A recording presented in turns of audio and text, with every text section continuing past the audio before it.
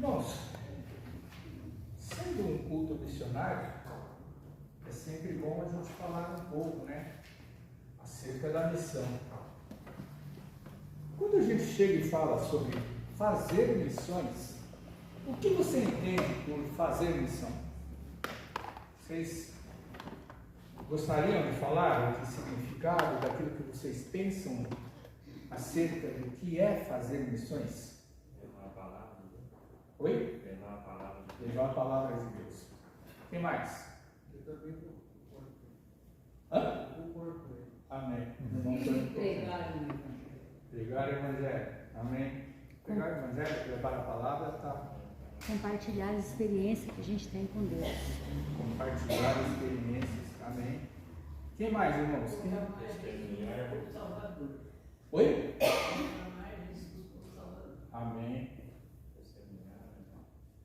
Seminário, né? Falou? Pode falar. Pregar a palavra de Deus. Pregar a palavra. Amém. É Bíblia para mim. São Mateus 28. Ele fala, né? Pregar a palavra. Livro 1. Amém. Aliás, o texto central da nossa mensagem hoje é Mateus 28. Irmãos, eu vou completar bem, né, o significado de fazer missões, porque muitas vezes entendemos em fazer missões o simples ato de evangelizar. Normalmente é isso daí. Fazer missões não é simplesmente evangelizar. Evangelizar, todos nós fazemos no nosso dia a dia. Fazer missões não é simplesmente você falar a palavra de Deus, apresentar Jesus Cristo, né? Porque evangelizar é isso, né? É você levar as boas novas e você falar a mensagem de Jesus Cristo através desse evangelho. E a pessoa chegar e aceitar a Cristo na sua vida. Fazer missões é uma coisa muito maior do que isso daí. A igreja que Jesus ele plantou é uma igreja que desde o princípio, desde quando foi criada a igreja primitiva, ela foi criada com dois motivos: congregar vidas, nós estamos congregando, e fazer missões. Chegar e fazer com que essa palavra ela chegue até os confins da terra. Mas não é simplesmente pelo evangelismo. Interessante, nós vamos aprender isso um pouquinho, ou vamos recordar um pouquinho daquilo que Mateus ele fala, lá no capítulo de número 28, a partir do versículo 18 que nós vamos ler. Enquanto você procura, eu vou falar para vocês o significado de fazer missões. Olha só como o conteúdo ele é bem abrangente.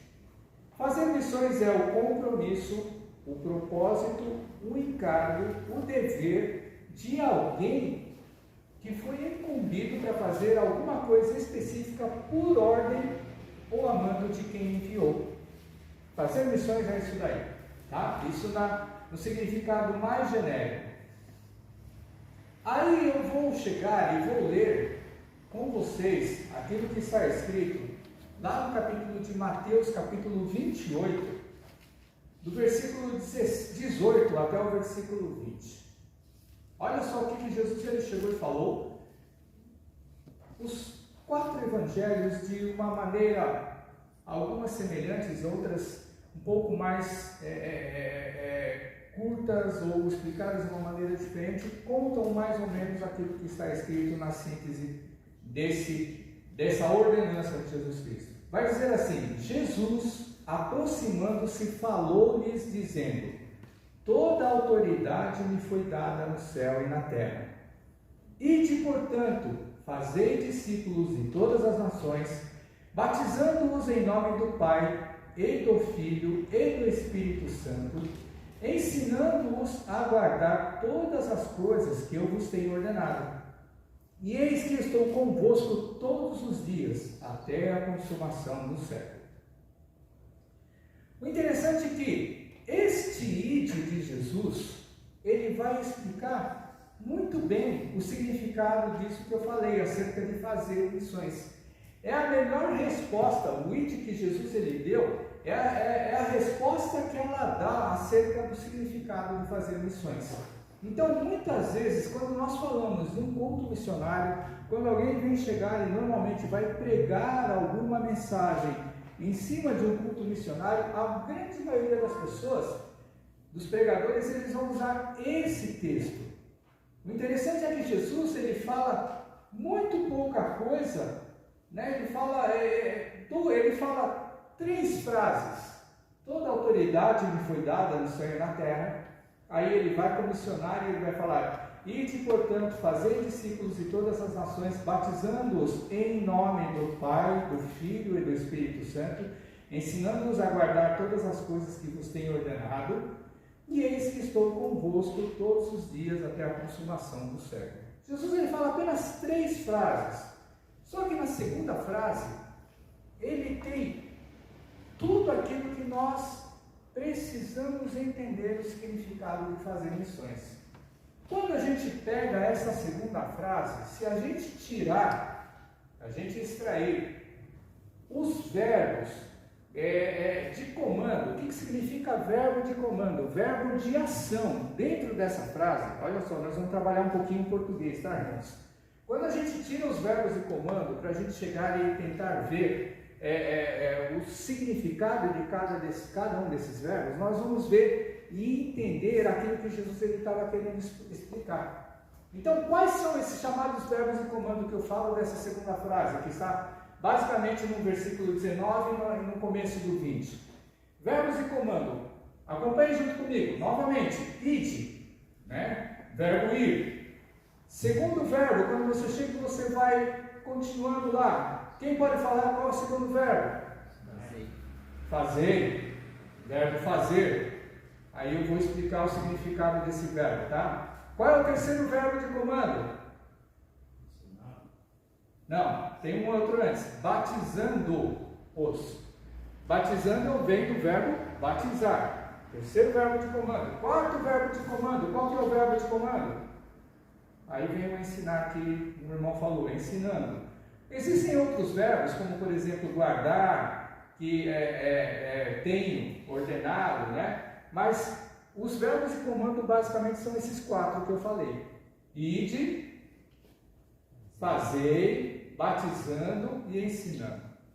Essas 4 ações, elas vão nos explicar basicamente aquilo ou o significado de nós fazermos missão. Olha só que interessante. O primeiro verbo, ide, o que Jesus ele estava querendo dizer? Jesus não estava dizendo para todo mundo chegar e sair por aí pregando o evangelho. Ou seja, de ser um evangelista, de ser um apóstolo, de ser um enviado de Deus para plantar uma igreja. Seria bom se todos os crentes fizessem isso daí. Só que você imagina o seguinte: no mundo em que nós vivemos, o mundo ele vive só à base da missão da igreja? Não.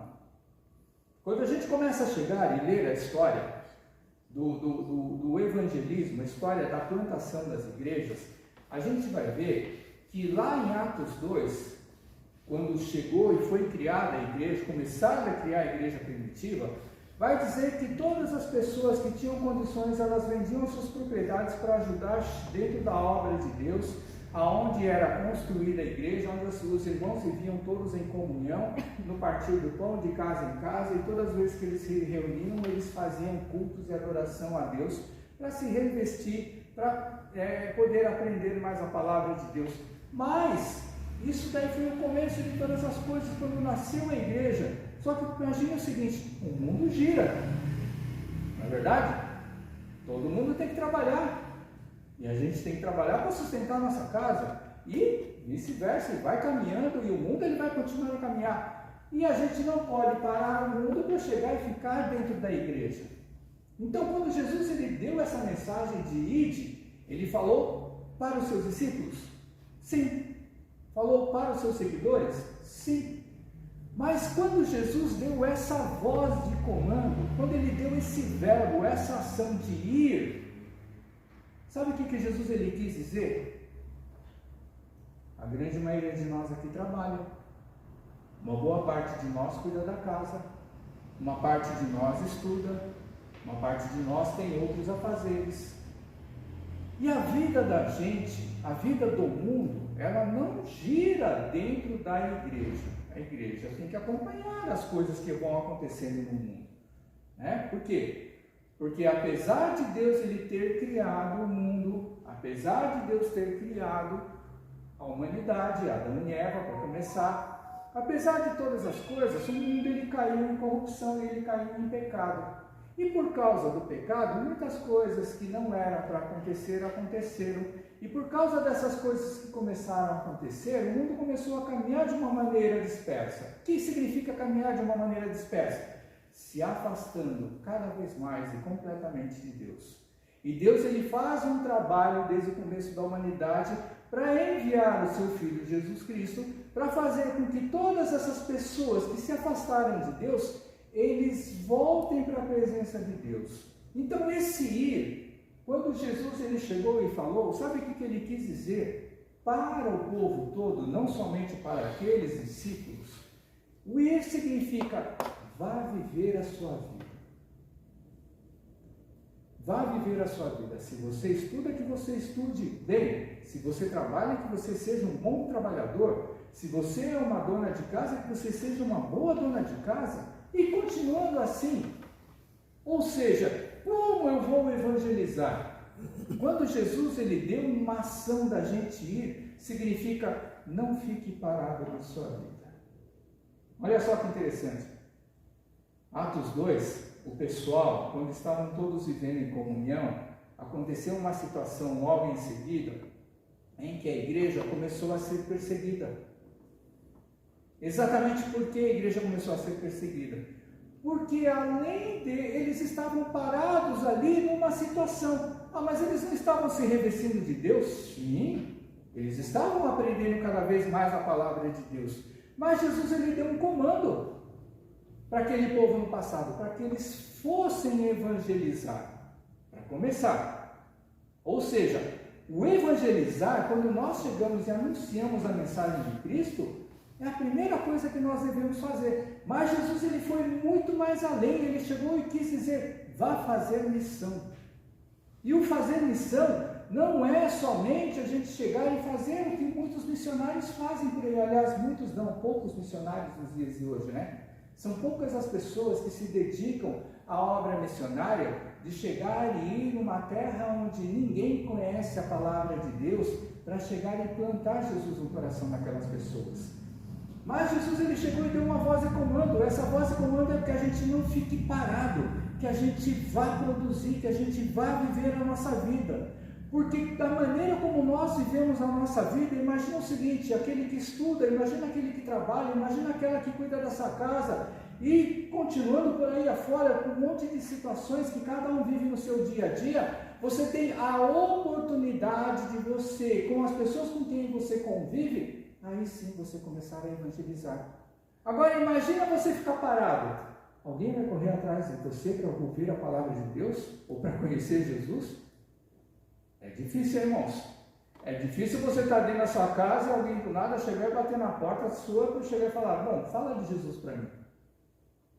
Só se for mandado por Deus, porque se for dentro da missão de Jesus, ou seja, dentro de uma ação, dentro de um verbo de comando, dentro de uma ordem que Jesus ele deu, a gente tem que começar a se movimentar nesse mundo. Então o ID não é simplesmente para aqueles que são missionários, porque todos nós podemos e somos missionários, não somos só evangelistas. E Jesus ele quer com que todos os seus discípulos, que nós vamos entrar na segunda parte agora, sejamos pregadores do Evangelho.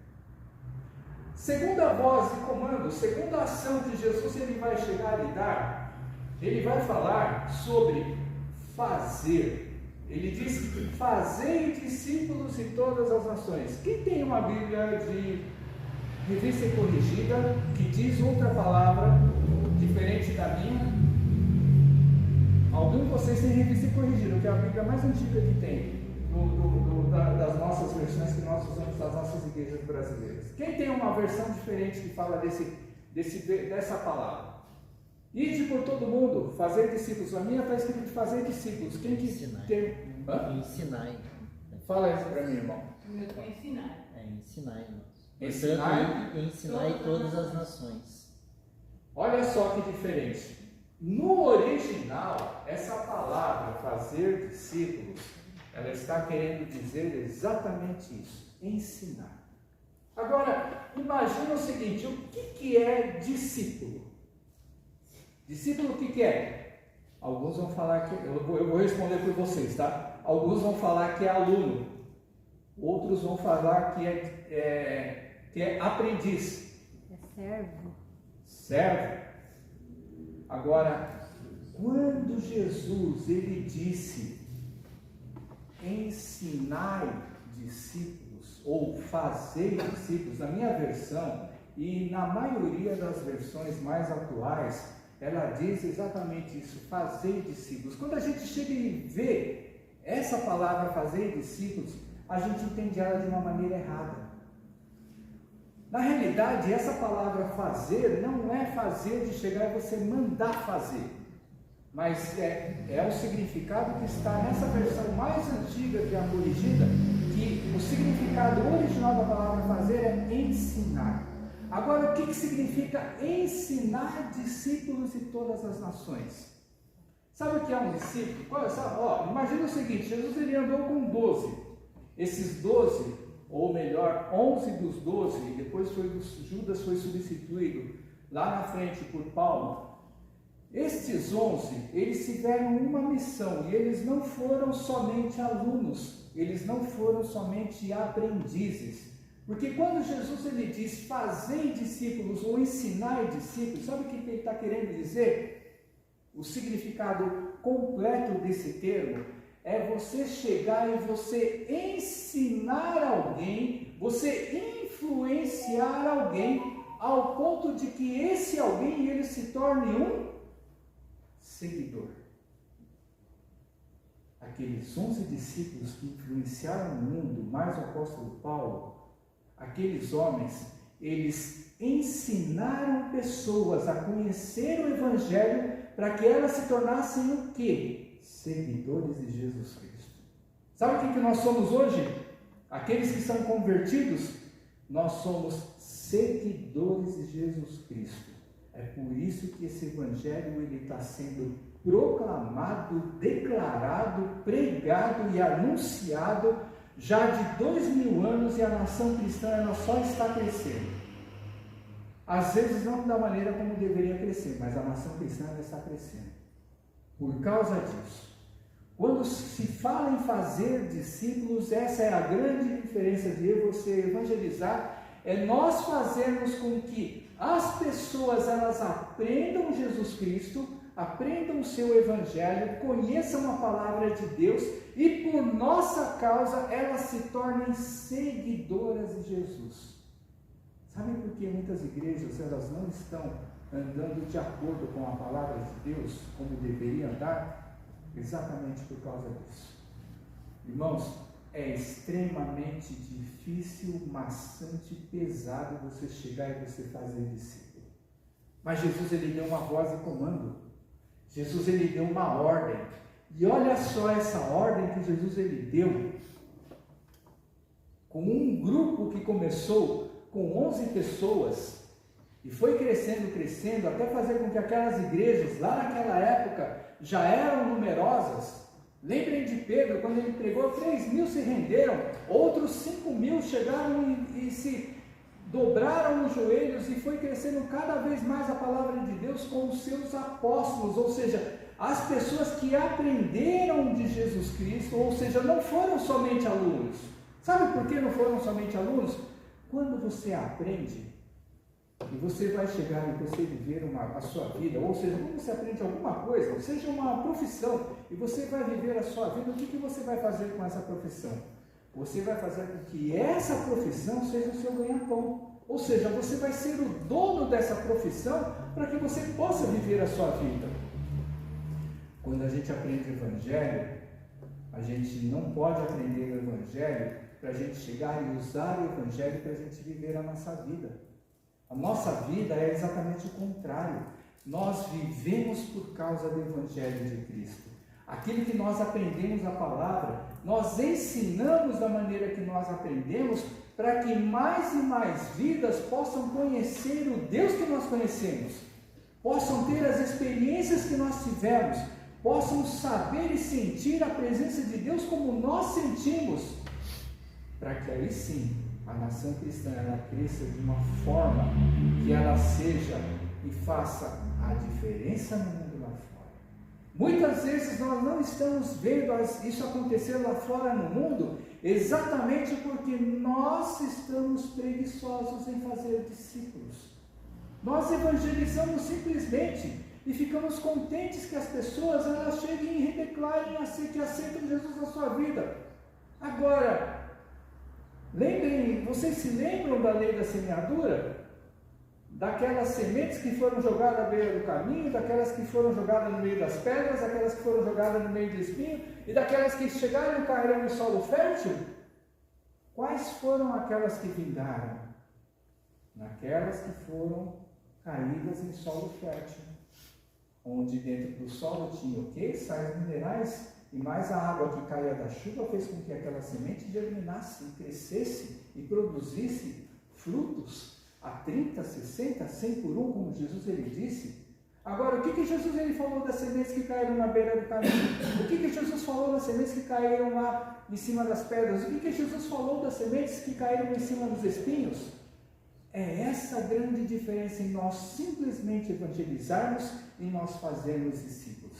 Porque quando a gente faz um discípulo para ela ser seguidora, não minha, não sua, mas seguidora de Jesus, a palavra de Deus ela cresce de uma maneira, irmãos, que ela se torna vigorosa, forte, potente e de uma maneira que vai brilhar lá fora no mundo.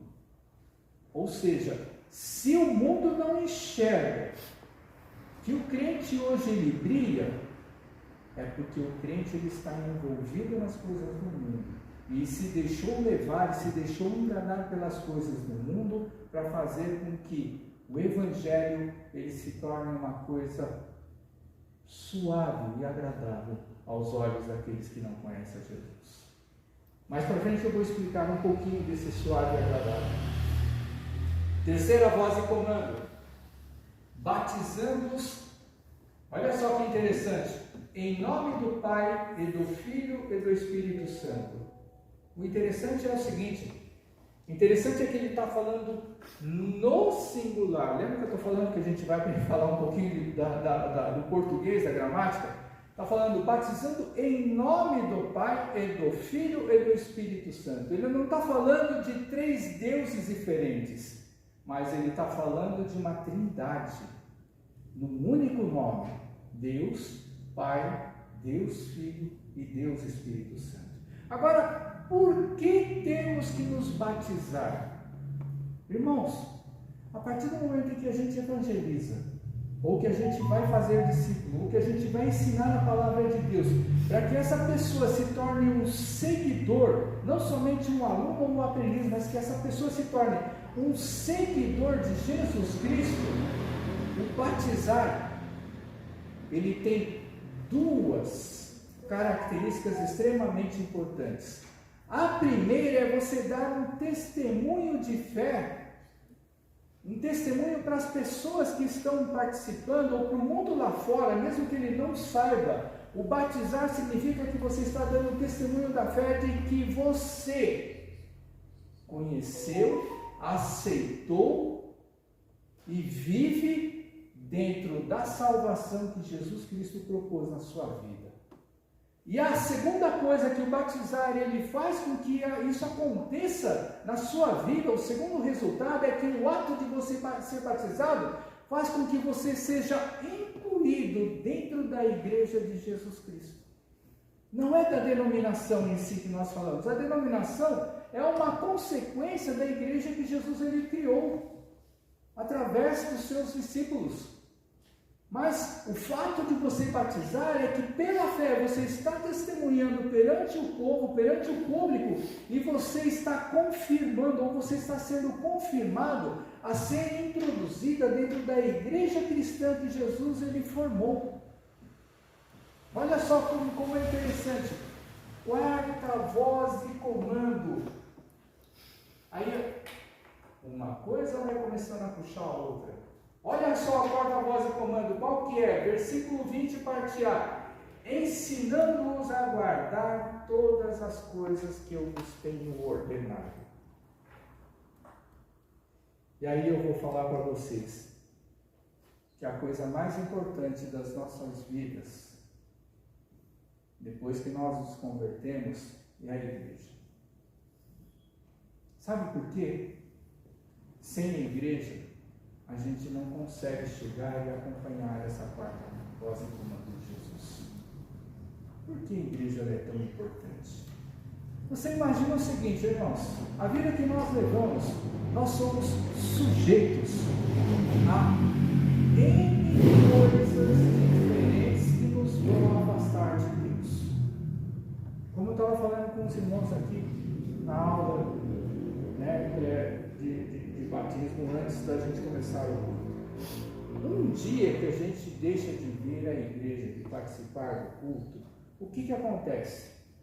Na semana seguinte, a gente vai chegar e ter um pouco menos de vontade de ir na igreja. Na semana seguinte, a gente vai falar, não vou nem falar em vontade, porque às vezes as pessoas, elas, por causa das suas atividades, por causa do seu trabalho, por causa de um compromisso importante, por causa de alguma situação familiar, as pessoas elas não conseguem estar presentes na igreja sempre que possível. Então, às vezes a pessoa ela falta. Mas quando ela falta por um motivo fútil, vamos falar assim, que não tem importância, tanta importância, por exemplo, hoje eu vou no parque porque o dia está bonito e eu vou passear lá no parque e a hora que der eu volto para casa. Só que a hora que der eu volto para casa já passou do horário de ir para a igreja. Um exemplo, né? Hoje deu uma esquentadinha no tempo, fez um sol muito bonito, dá para passear, todo mundo pode passear, mas por que quando o crente chega e fala, a hora do culto é uma hora sagrada? É exatamente por isso. Para aquele que tem compromisso com Jesus, é uma hora sagrada. Qual o problema de eu faltar na igreja um dia? Não tem problema nenhum, irmãos. Cada cabeça ou cada coração é a sua própria sentença. Mas quando eu falto sem um motivo justificável para mim mesmo, irmãos, e não é para o pessoal da igreja, viu, irmãos? Isso daí somos nós com Deus. Mas quando eu perco o culto da igreja por um motivo justificável, é óbvio que Deus e Jesus, ele está lá olhando e fala, não, mas você tem que trabalhar. Mas ele está com problema de saúde, de doença dentro da sua casa, então temos que cuidar. E outras coisas importantes que a gente considera, que a gente sabe que são difíceis, mas quando a gente deixa de ir porque parece uma outra coisa mais gostosa para fazer, e a gente vai e faz, não tem problema nenhum, cada um é dono da sua vida. Mas quando a gente chega e deixa de ir uma vez para a igreja, na semana seguinte vai acontecer com que a gente sinta um pouquinho menos de vontade de ir para a igreja.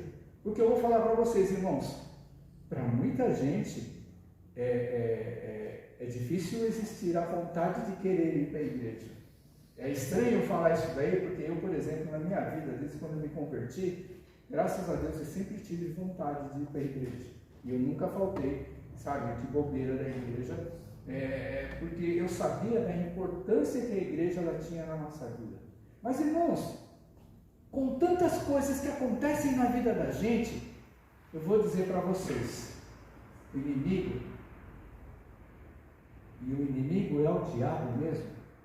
Não é porque chegou um parente distante, não é porque chegou um amigo, não é porque chegou e aconteceu isso, um contratempo, faz tanto tempo que eu não vejo essa aquela pessoa, hoje pelo menos eu não vou para a igreja. Não é essa a questão. Mas o inimigo, ele faz com que todas as situações que aconteçam na nossa vida nos deixe de ir para a casa de Deus. Porque eu vou dizer para vocês, irmãos, por menos que você consiga chegar e você participar do culto da igreja, por menos que você consiga enxergar, você, de alguma maneira, você vai sair da casa de Deus com alguma coisa. E quando a gente chega e lembra e se ensinando a guardar todas as coisas que eu vos tenho ordenado ou ensinado, sabe o que significa isso daí? Se se nós todos nos lembrarmos dos nossos pecados que nós cometemos dia após dia, a gente vai lembrar uma coisa: é importante a gente estar na casa de Deus, para a gente chegar e ouvir a palavra de Deus. Esse ensinar é a gente chegar e ouvir a palavra de Deus para guardar ela no nosso coração, mas não num livro fechado, não numa porta fechada. Porque Jesus continuou falando que guardar essa palavra de Deus, porque ele vai completar lá no final, no último versículo: eis que eu estou convosco até a consumação do século. A consumação do século, ela vai acontecer no dia que Jesus ele voltar. E quando a gente chega e a gente está na casa de Deus, aprendendo, ouvindo a palavra de Deus, seja por meio da pregação, seja por meio de um louvor, seja por meio de uma oração, seja por meio de um testemunho, porque o ouvir a palavra de Deus não é só na pregação, é em todo o transcorrer do culto, que de alguma maneira Deus ele vai trabalhar em você através do Espírito de Deus, o Espírito Santo que habita e vive no nosso coração. E aí o que acontece, irmãos? Esse ensinar a guardar, ele nos fortalece e abre os nossos olhos para que a gente não venha a ser dominado pelo nosso pecado, que a gente não venha a ser enganado pelo nosso inimigo. E o nosso inimigo não é uma pessoa como nós, que eu falo, tá, irmãos? O nosso inimigo é astuto, o nosso inimigo ele é inteligente, o nosso inimigo ele tem poder, desde que você dê poder para ele. Ele tem poder sobre a nossa vida se nós dermos poder para ele. O nosso inimigo, ele quer fazer com que a gente não perca a nossa bênção. E quando eu não estou na casa de Deus regularmente, quando eu tenho condições de ir para a casa de Deus e eu não vou, eu dou oportunidade ao inimigo de fazer com que eu fique cego com relação ao ensino da palavra de Deus. Agora, por que eu tenho que aprender? Irmãos, a vida inteira nós vamos ficar aprendendo. E a vida inteira nós vamos chegar e nós vamos ouvir essa palavra. Guardar os mandamentos de Jesus para a nossa vida. Porque esses mandamentos de Jesus para a nossa vida, elas vão nos dar a vida eterna. Elas vão nos sustentar até o dia que Jesus ele voltar. Se eu não estiver firme com os mandamentos de Jesus, o dia que Jesus ele voltar, eu vou contar a parábola das 10 virgens. Na parábola das 10 virgens, 5 estavam preparadas para receber o noivo. O noivo se atrasou para voltar para as bodas. 5 virgens, elas cansaram de esperar o noivo e elas foram se divertir. Na hora que o noivo chegou, a vela delas apagou e o noivo não conseguiu enxergá-las para fazer com que elas entrassem dentro do palácio. Então, olha só o que acontece com a vida da gente. Num vacilo, Jesus volta. Num vacilo, eu cheguei e eu dei vazão para eu chegar e me desviar desse caminho. É uma maneira simplista de falar, irmãos, mas isso tudo é para a gente chegar e a gente poder ficar atento nas coisas que acontecem na vida da gente que nos afastam da presença de Deus. Muitas vezes nós pensamos assim, não, mas eu estou sempre na presença de Deus, eu estou forte na presença de Deus. Irmãos, são tantas situações que passamos nas nossas vidas, são tantas coisas que vivemos nos nossos dias, que eu falo para vocês, quantas vezes você tem tempo para você pensar em Deus quando acontecem essas coisas?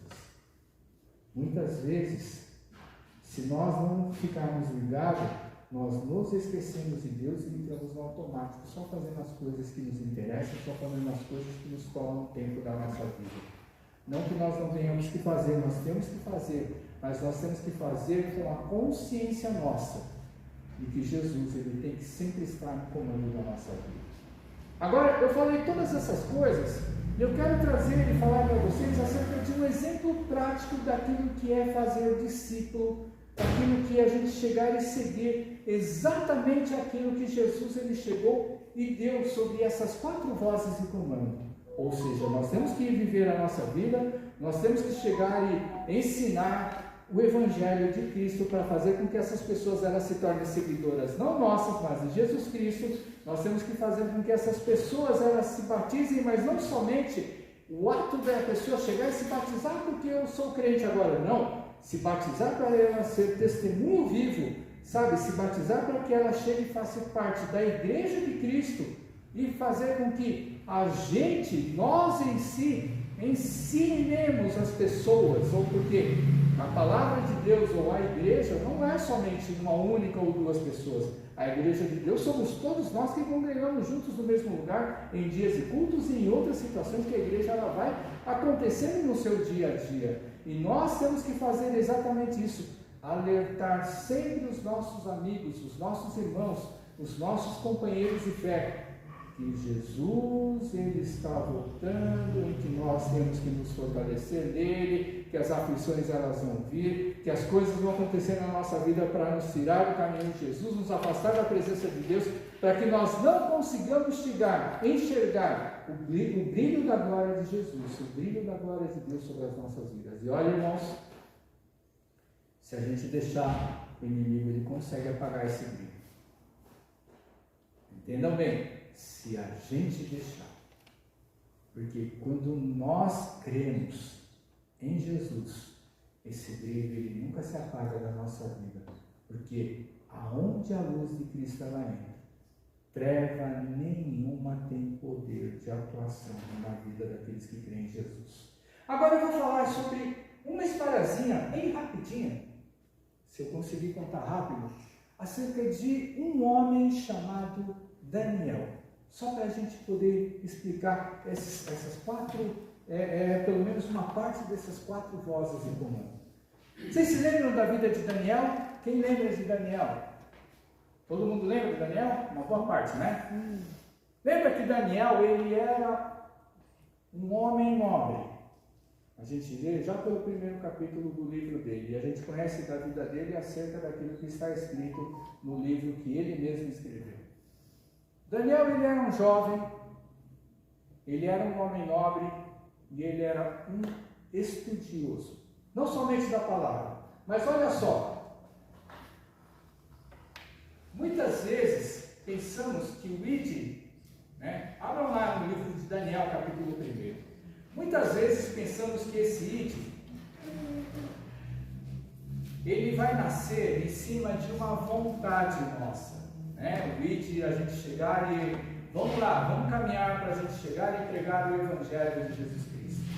E esse ID, muitas vezes, ele vai acontecer em cima de alguma situação que Deus ele cria na sua vida. Daniel, ele era um cara rico, ele era um cara estudioso, ele era um cara legal, ele era um cara religioso, ele era um cara que conhecia muitas coisas da ciência e ele conhecia muitas coisas do dia a dia. Então, ou seja, ele era um cara extremamente inteligente. Agora, só pelas qualidades, porque o que aconteceu a Daniel? Daniel e alguns amigos, eles foram levados para a Babilônia por causa do rei Nabucodonosor. Ele foi levado para a Babilônia antes da tomada do cativeiro do povo de Israel, porque o rei da Babilônia, ele queria conhecer sobre a cultura e os costumes do povo que ele iria tomar por prisioneiros. Olha só que interessante, por que será que o rei de uma outra nação, ele queria conhecer a cultura do povo? Cada um tem a sua maneira de agir dentro de uma guerra. Quando você chega e você vê dois países em guerra, ou quando você começa a ver muitas guerras acontecendo, você vai chegar e vai falar, por que está acontecendo isso? Por que está acontecendo aquilo? De que maneira foi que cada país ele chega e entra em guerra com outro e ele ganha uma guerra? A gente vai ver que não é simplesmente por causa de armamento. A gente vai ver que muitas coisas, existem muitas estratégias que são chamadas estratégias militares, em que os poderosos, os reis, os presidentes, os governantes de nações, eles chegam e eles criam estratégias para poder chegar e dominar o seu inimigo da maneira que lhes convém, da melhor maneira para si, dentro da sua cultura e da sua maneira de ser e de agir. E aí ele chegou, Nabucodonosor, o rei da Babilônia, ele chegou e levou os melhores. Então, quando fala dos melhores, eu vou falar para vocês, olha só a qualidade de Daniel. Abra comigo lá, Daniel capítulo 1, no versículo 3 e 4, olha só o que o rei da Babilônia ele disse para o seu servo. Disse o rei Aspenaz, chefe dos eunucos, que trouxesse alguns dos filhos de Israel, tanto da linhagem real como dos nobres, ou seja, das pessoas que, não é porque eram ricos, irmãos, mas eram as pessoas que tinham condições de estudar. Olha só, olha só a qualidade que Daniel tinha.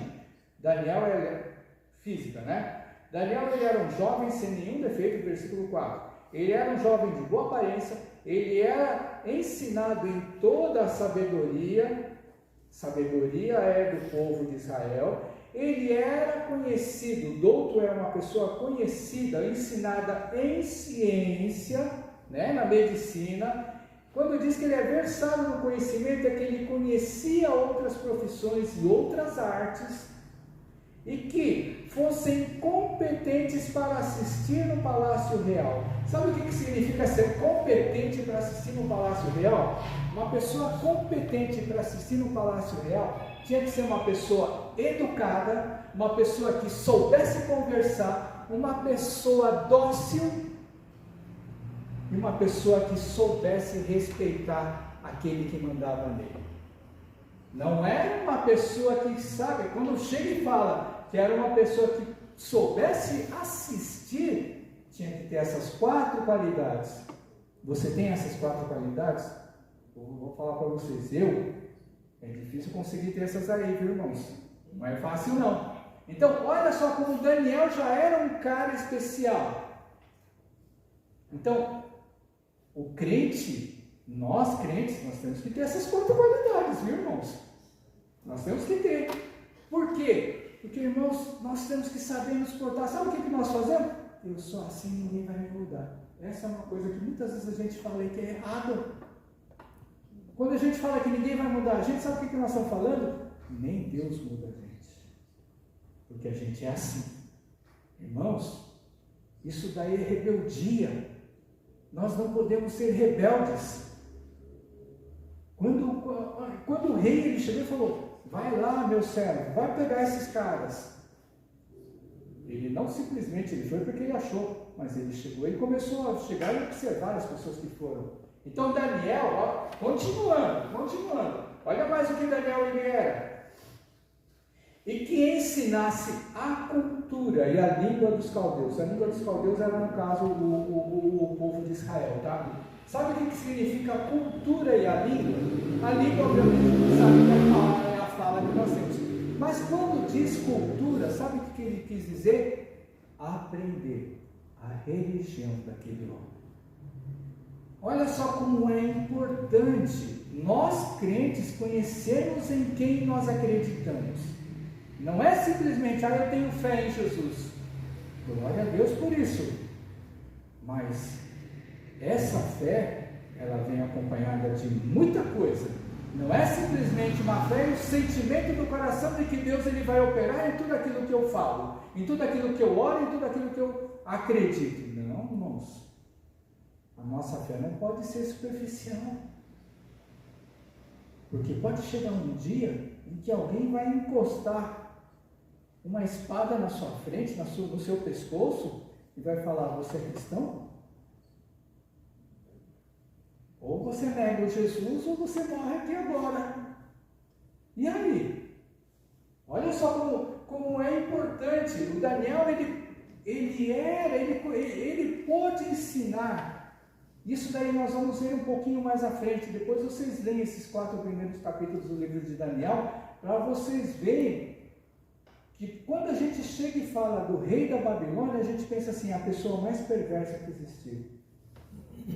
Sabe, quando Deus ele enviou o seu povo para ficar cativo na Babilônia, se vocês chegarem a ver a história, Se você ler o livro de Daniel, se você ler o livro de Ezequiel, se você chegar e você ler o livro de Jeremias, você vai ver que esse rei da Babilônia, ele não era tão sanguinário assim. Ele preservou o povo de Deus. Por quê? Porque Deus ele queria castigar o seu povo porque ele estava idolatrando, adorando um outro Deus. Mas não porque ele chegou e estava adorando outro Deus, o castigo que Deus ele deu foi para que eles vivessem numa terra de servidão, de escravidão, para que eles pudessem chegar e conhecer e sentir tudo aquilo que eles estavam perdendo de Deus. Agora, se ele mandasse matar, que diferença ia fazer? E a gente vai ver que esse rei da Babilônia preservou a vida do povo de Israel, porque Deus tinha usado aquele homem para fazer uma correção dentro daqueles a quem Deus amava. Então olha só que Daniel ele tinha todas essas qualidades. E aí, uma outra coisa, um pouco mais para frente nós vamos ler, quando nós vamos evangelizar, quando nós vamos fazer uma missão, eu já ouvi várias pessoas chegarem e falar assim, ou várias situações, onde as pessoas elas se misturavam nos outros povos, onde se misturavam nos outros costumes, e as pessoas elas chegavam assim, não, para eu poder chegar e eu, além de conhecer, mas eu poder conviver dentro da cultura e do costume dessas pessoas, para que eu pudesse chegar e ensinar Jesus Cristo para eles. Irmãos, a gente tem que conhecer os costumes dos outros povos, das outras nações, de outros povos até aqui dentro do nosso país, mas isso não significa que eu tenha que me misturar com eles. Porque às vezes, sabe o que acontece? Você vai se misturar em algumas coisas deles e você está consagrando ou adorando o Deus deles, sem você saber. Mas se eu não estou sabendo, vamos ler as qualidades de um servo de Deus que vai fazer missão. Conhecer, ter sabedoria, saber e conhecer a palavra. Aí o que Daniel, quando ele chegou, ele foi levado cativo? Ele foi levado como prisioneiro, mas como um prisioneiro de guerra em nível superior. Um prisioneiro de guerra para que ele pudesse chegar, o rei, conhecer todas as coisas que giravam em torno daquele país Israel. Aí Daniel ele chegou e pediu para aquele homem que cuidava dele, o eunuco, o cozinheiro, chegou e falou, porque o rei ele chegou e fez com que queria fazer com que aqueles homens que foram presos, para chegar e passar todas as informações do povo dele para a Babilônia, eles fossem tratados com a melhor comida da Babilônia e com o melhor vinho que existia na Babilônia. O que Daniel falou? Eu não me envolvo. Daniel chegou e falou, permita que eu não me misture com estas coisas e que eu simplesmente coma legumes. Aí o que foi que o cozinheiro e o eunuco falaram? Não, se você não comer da nossa comida aqui, você vai ficar fraquinho. Sabe quando a gente chega e a gente fala que a gente precisa comer aquela comida com substância bem pesada, aquela feijoada bem pesada, né? Para você chegar e ficar com a barriga cheia, com a pança cheia. Oi? Fala mais alto, irmão. Pelo testemunho de vida, que nem fazer, como o banco faz coisa de vida, isso quando vai te importar sobre nada. Cara, o testemunho de vida meu, é uma pregação para as pessoas, não é, pastor? As pessoas sabem que ele é crente ou não é. Mas eu vou explicar o porquê que Daniel ele não queria se contaminar. Desculpa, Dois motivos. Daniel ele queria respeitar a sua própria lei. O que era respeitar a sua própria lei? Lembra que determinados tipos de carne o povo de Israel não podia comer? Agora vocês imaginam o seguinte, quando você vai para outros, não precisa ir muito longe, irmãos. Nós que somos aqui de São Paulo, se a gente for lá para Paraíba, se a gente for lá para Pernambuco, se a gente for lá para o interior do Nordeste, tem nome de comida que eu nem lembro mais, mas quando você começa a chegar e ver as iguarias do povo, os costumes da comida que eles comem, o povo de Israel, o judeu, ele não comeria essas comidas, né? Então, olha só, Daniel, ele queria preservar o quê? O conhecimento que ele tinha da palavra de Deus. Quando você vai para uma terra onde não existe a palavra de Deus, a primeira coisa que você deixa de ter é o quê? Igreja. Porque você vai plantar uma igreja. Daniel, ele era um preso, mas imagina ele estar num lugar onde ele não podia congregar, ou ele não tinha uma igreja para ele congregar. Então a primeira coisa que ele fez, o que é? Eu quero preservar na minha consciência a palavra de Deus que eu aprendi até hoje. Primeira coisa. A segunda coisa, que ele chegou e falou, imagina o seguinte, de que maneira são feitas essas comidas, ou o seguinte, ele está mandando eu tomar vinho. É lógico que quando a gente vai para determinados lugares do mundo, eu nunca fui, mas quando a gente ouve da cultura de outros países do mundo, quando a gente ouve falar, por exemplo, daqueles povos que vivem lá na Europa, nos lugares onde as temperaturas elas são abaixo de 0, 10, 15, 20 graus abaixo de 0, irmãos, quando a gente passa um frio aqui de 2 graus, a gente não aguenta o frio, e aí fala, eu vou tomar um chá quente. Você esquentou o chá daqui 10 segundos, o que acontece com esse chá? Ele está gelado, né? Agora imagina num lugar onde a temperatura é menos 10, menos 15, que é muito mais abaixo que aquilo. Aí o pessoal faz o quê? O pessoal toma cachaça mesmo. O pessoal toma bebida alcoólica para esquentar, porque não precisa aquecer. O próprio álcool esquenta. Mas o que Daniel ele fez? Eu quero preservar a minha consciência em Deus. Porque quando você está encharcado de álcool, o que acontece? Você se esquece da presença de Deus na sua vida. Essa é a verdade. Essa é a realidade. Então Daniel ele chegou e falou, sabe, deixa eu me preservar. E aí Deus ele faz uma coisa fantástica na vida desse homem. Quando você quer preservar aquilo que você aprendeu de Deus na sua vida para você não se contaminar com outros, Deus ele está olhando o seu propósito, Deus ele está olhando o seu coração. E aí Deus ele chega e vai fazer uma coisa especial na vida de Daniel. Acompanhe comigo lá no primeiro capítulo de Daniel. Versículo 9, versículo 8 e 9, vamos ver, acompanhe comigo. Resolveu Daniel firmemente não contaminar-se com as finas iguarias do rei, nem com o vinho que ele bebia. Então pediu ao chefe dos eunucos que permitisse não contaminar-se. Ora, Deus concedeu a Daniel misericórdia e compreensão da parte do chefe. Aí Daniel, ele chega e vai falar no versículo 11, disse Daniel ao cozinheiro, a quem o chefe dos eunucos havia encarregado de cuidar, Daniel, Ananias, Misael e Azarias. Experimenta, peço-te os teus servos 10 dias, e que se nos deem legumes a comer e água a beber. Só legumes, só água. Muitas vezes a gente pensa, caramba, só legume e água, será que alguém vai chegar e ficar forte com isso? Fica, né? Porque a gente ouve de pessoas que são vegetarianas e só consomem essas coisas e a gente vê que as pessoas vão e parece que tem um aspecto sadio. Mas olha só, versículo 15, no fim de 10 dias a sua aparência era melhor, estavam eles mais robustos do que todos os jovens que comiam das finas iguarias do rei. Imagina o seguinte, quando você come carne gorda, ou quando você vive só de carne, como o nosso irmão aqui fala, o que acontece quando você vive só de carne? Você cria gordura e cria barriga, né? Quando você come as comidas certas, ou seja, quando nós temos uma alimentação sadia, infelizmente nos dias de hoje nós não temos, mas quando nós temos alimentação sadia, todo o nosso corpo ele fica sadio. Continuando, vamos continuar aí. Que o importante não é só sobre a comida, a pregação não é sobre a comida, mas é a preservação que Daniel ele fez. Versículo 16, continuando, diz assim: com isso o cozinheiro-chefe tirou deles as finas iguarias e o vinho que deviam beber e lhes dava legumes. Ora, esses 4 jovens, Deus deu conhecimento e inteligência em toda a cultura e sabedoria. Olha só que interessante.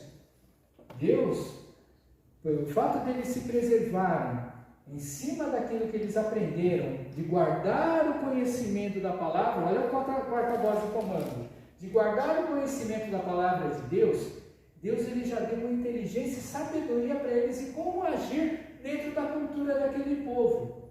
Mais ainda, ele vai continuar falando assim, mas a Daniel deu inteligência de todas as visões e sonhos. Você quer ter um dom de Deus? Se entrega na presença dele e deixa ele trabalhar na sua vida. Daniel pediu alguma coisa para Deus, irmãos? Ele não pediu nada.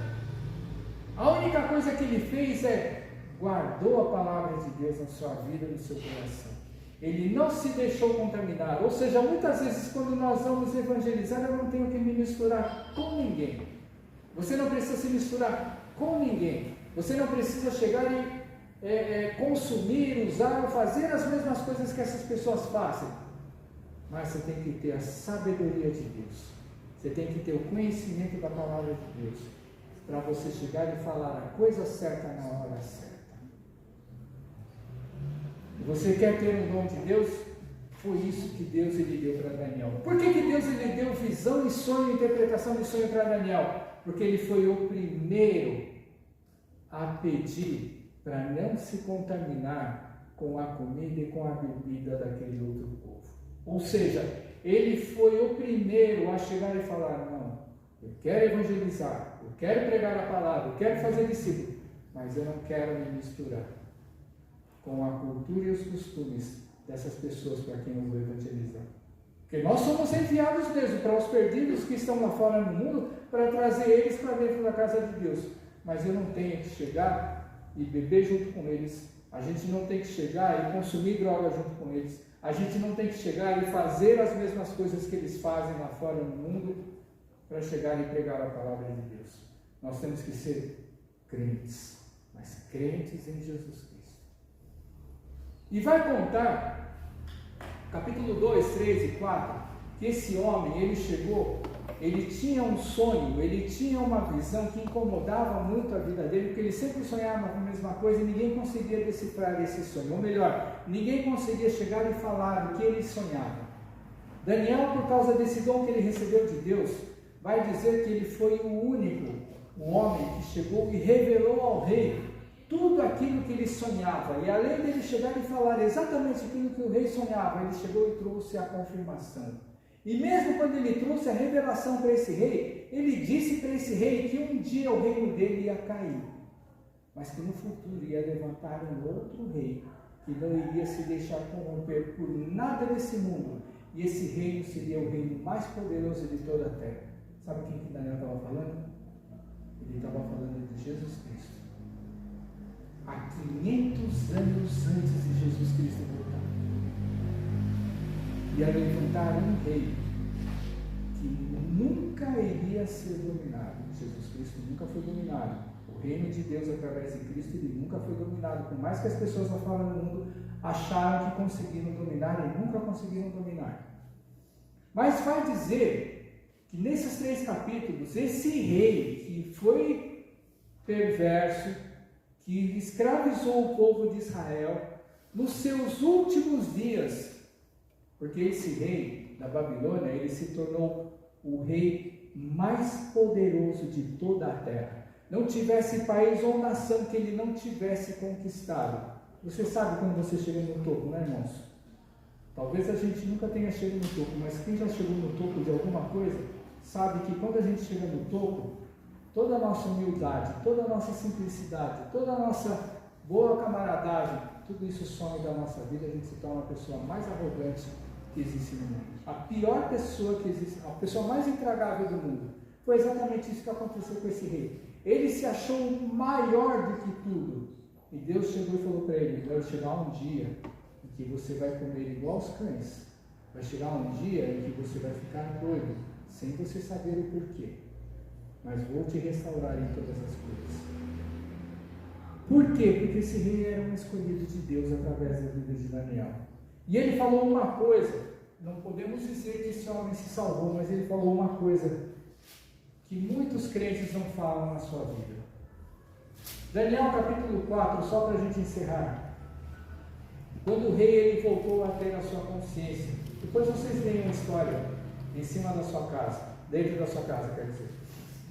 Daniel capítulo 4, versículo 34, quando o rei da Babilônia ele chegou e ele foi restaurado na sua própria vida, no seu trono, ele vai dizer assim: ao fim daqueles dias, eu, Nabucodonosor, rei da Babilônia, Levantei os olhos ao céu, tornou-me a vir o entendimento, e eu bendisse o Altíssimo. O rei da Babilônia, ele não servia a Deus, tá, irmãos? Ele já começou. Eu bendisse o Altíssimo e louvei e glorifiquei ao que vive para sempre, cujo domínio é sempre eterno e cujo reino é de geração em geração. Olha só o que o rei da Babilônia ele diz, versículo 37. Agora, pois eu, Nabucodonosor, louvo, exalto e glorifico ao Rei do céu, Deus, porque todas as suas obras são verdadeiras, os seus caminhos justos, e pode humilhar aqueles que andam na soberba. Irmãos, está cheio de crente que não consegue falar isso. Está cheio de crente que não consegue exaltar o Altíssimo. Está cheio de crente que não consegue louvar, glorificar e adorar a Deus. Esse homem que não conhecia a Deus, quando ele viu que ele não era nada diante de Deus, e Deus restaurou a sua vida, ele conseguiu enxergar essa glória de Deus. Nós crentes vemos a glória de Deus todos os dias da nossa vida, e nós não conseguimos, muitas vezes, glorificar a esse Deus que cuida de nós, nos abençoa. E muitas vezes nós falamos que não somos abençoados. Esse Deus que nunca nos desampara, nos momentos mais difíceis Ele está junto com nós. E não conseguimos muitas vezes falar o que esse homem falou. Eu exalto, glorifico e engrandeço aquele que é por toda a eternidade, nosso Rei Jesus Cristo. Amém?